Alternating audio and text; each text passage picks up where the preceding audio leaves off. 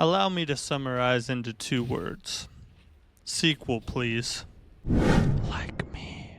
I'm MTK, and today we're going to be talking about Deathbound, a recent party-based Souls-like from the developers at Trialforge Studio. It's set in a post-apocalyptic world where the remnants of a once advanced civilization has given rise to a new era of blending medieval and futuristic elements together. This world is divided into 4 nations, each reflecting different real-world medieval cultures.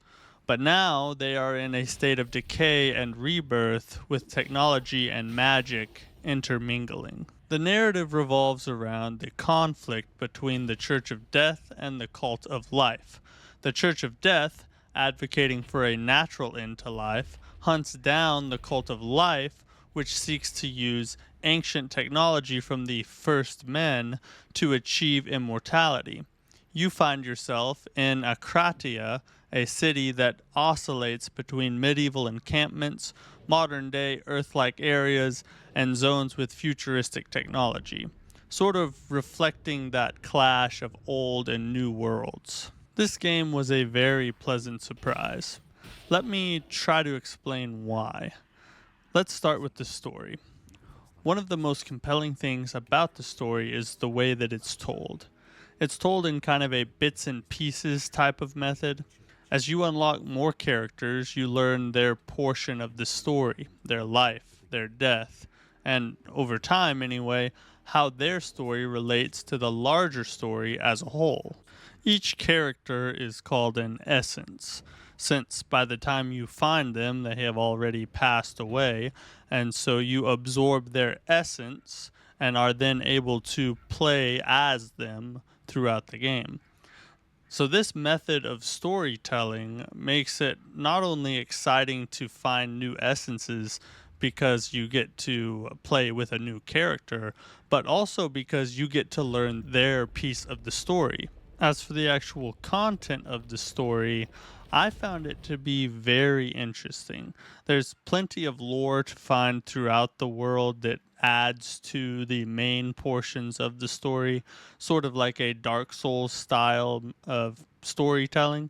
And the characters themselves are very deep and entangled with one another that creates some really gripping moments and interesting conflicts between the characters themselves, which adds to the story's depth and also its quality. Now, the game is fairly short. It's advertised to be about 20 hours of gameplay. My playthrough took me about 15, but I can easily see how you could squeeze another 4, 5, 6 hours out of it if you struggled on some bosses and or did a little bit more exploration. But honestly, it did leave me wanting more, but not in a bad way, in a very good way. I didn't feel gypped or taken advantage of. I mean, after all, this is a $30 game. But instead, I want more because it was so fun and it was such a good quality Souls-like that I want to play more of it, and I'm sad that it's over. So overall, the story is one of the best parts of the game in my opinion, and it is very good and entertaining. Now let's talk about the visuals. Obviously, there's not a lot to talk about here. The graphics are a little rough. It's not bad, honestly, considering the size of the studio. This is a smaller studio, and to me, it's actually fairly impressive how good it looks with, I'm sure, what was a very small budget. Performance-wise, it was slightly buggy. It does have some issues here and there. You'll get stuck on environments, or you'll endlessly fall down something, little things like that, but nothing so big that it hurt the experience, at least in a big way. Now, they did fix a lot of things with patches in the days that followed launch, but not everything is fixed, at least at the time of this recording. So performance, I would say, is slightly on the poor side. Also, I should mention that I'm speaking about the performance on a console. I play on PS5, so if you're on PC, it could be worse, it could be better, not exactly sure. Now, what about what is the bread and butter of a Souls-like? The combat. So this game uses a party system style of combat, meaning you have 4 members of your party and you play as one of them at a time by morphing in between them pretty much at will. You can also do things like morph as you dodge or morph as you attack to perform a special attack that deals extra damage. Now, first off, the party system just works. I'm going to get into more about the innovation that this is a little bit later, but it works very well. It's very smooth, and it's also the key to surviving the game. Much like Sekiro and parrying, you can't really get through Sekiro unless you learn to parry. If you don't learn to master the party system, you will not make it through this game. So it's very important to learn it and practice it and get good at it. But it's also fun to learn, and it's rewarding as you get that system down. You start to feel unstoppable, which is something that I love in a video game. Another interesting mechanic is that they have taken the stamina and your health and tethered them together so that as you take damage, you recover less stamina, and as you heal, you can recover more stamina. Now, if you've not played this yet, this might sound like a nightmare to you, and honestly, it would be if you had just one character. But because you have 4 members of your party, you're constantly switching in between them, so your strategy is to constantly be using the one that has the most health and thereby has the most stamina. Also, by doing this, you're able to continue to deal damage and or dodge, which brings me to healing.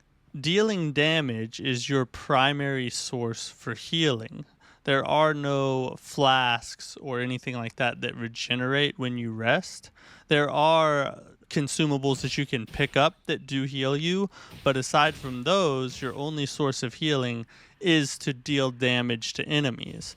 As you deal damage to enemies, the other essences that are not being used at that moment are gradually healing with the damage that you deal.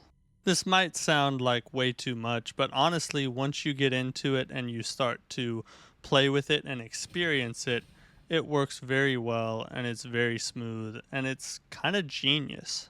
Now, as for the difficulty, it starts out pretty brutal, but towards the middle to end, after you've really mastered the morphing system and you've done a considerable amount of leveling, it kind of tapers off and the game starts to be a little bit more chill, at least until the final boss. Which brings me to the next thing, which is the boss fights. They are fun, very fun actually. Not terribly difficult most of the time, but also not so easy that they leave you feeling disappointed. Kind of hits that sweet spot between fun and difficulty. You're not going to pull your hair out necessarily, but also you won't just one-shot every boss. In short, I think that they're really on to something pretty big with this party-based combat. It could be the next big innovation in the Souls-like space. Maybe that's just me, but I feel like they may have struck gold here. Finally, let's talk about the general gameplay. The movement around the world is fairly smooth, except for like getting stuck on random things here and there, which is a pretty common thing if we're being honest in the Souls-like space. And even FromSoft themselves do a ton of crap like that. There are tons of traps and hazards in the environment, so be warned that they can get kind of annoying, and I think they may be overdone just a little bit. It's also very linear. So once you're set on your way, you pretty much just follow a singular path from start to finish. And honestly, to me at least, that's kind of refreshing. Given today's gaming landscape, there are plenty of semi-open world or full-on open world games being released all over the place. It seems like every game we play here lately is being transformed into an open world type of video game. So it's nice to have something every now and then that you can just kind of kick back, follow the path, and kill everything in front of you. But if that's not your thing, if you love open world games, this isn't it. One other thing that could be a negative, at least for some people, is there's not really much exploration. You can find items here and there on little side paths, but for the most part, you're not going to spend hours and hours gallivanting around, finding caves or doing side quests or anything like that. That's not this type of game. And that's mostly due to the size of the game. The game itself just isn't really big enough to accommodate that kind of gameplay. But for me, I didn't really miss it. So is this game really worth your time and most of all your money?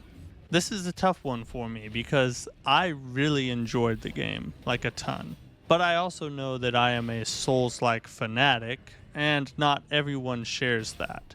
In terms of comparable Souls-likes, I would say it's better than Thymesia, but worse than the most recent Lords of the Fallen. Shout out to you if you've played those.